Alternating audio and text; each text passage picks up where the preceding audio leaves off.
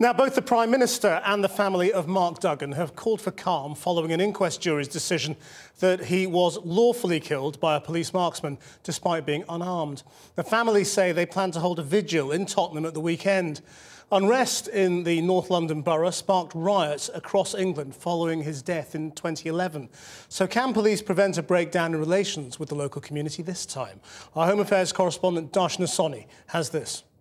Shortly afterwards, the Duggan family described the decision as perverse. Reflecting on that decision today, many people in Tottenham say they still struggle to understand the decision of the inquest jury in a case that has already inspired a song of political protest. Are you shot, Mark Duggan, but there is no justice? Do you feel people here trust the police? It's easy that they don't like the police, that they don't trust the police, and they would see them as enemies.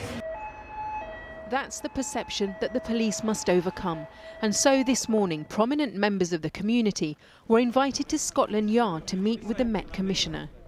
It's a long journey, but we're taking small steps on this very long journey. But where to begin that journey? The Metropolitan Police expressed relief at yesterday's verdict on the controversial killing of Mark Duggan.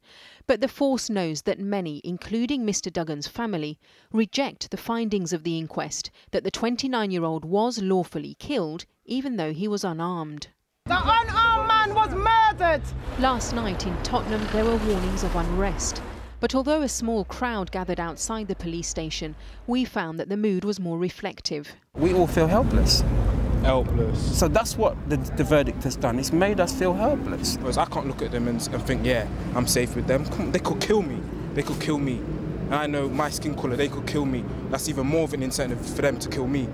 The Met has acknowledged that its relationship with young black people in particular is a cause for concern.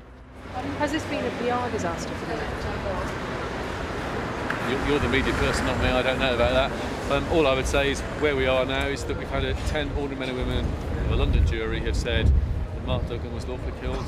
Today, the PR journey began. The media were invited to film Tottenham's new borough commander, who happens to be black, as he meted and greeted the public. Right. It was also announced that armed officers will trial body cameras like these pioneered in Staffordshire. It's not a new initiative, but perhaps telling that it's now been given a new urgency. But will these PR steps be enough to convince the community?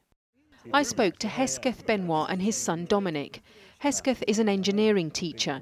Over the decades, he has joined various campaigns for justice after black deaths in custody. He had hoped that the next generation would not have to go through the same struggles. Big time, things have not moved on. In the years that you'd have thought, having your offspring and his friends up against the same old thing that, when I was young, going through, and you wonder whether there will be change in my lifetime. Dominic is more positive, but says he too has faced the indignity of regularly being stopped and searched, which is eroding his trust. But what could the police do to address that? How could they win your trust? Well, by not immediately assuming that wrongdoing has taken place. Because you're black? Yeah, because you're anything. Tonight, many here are questioning how many generations to come will be asking the same questions.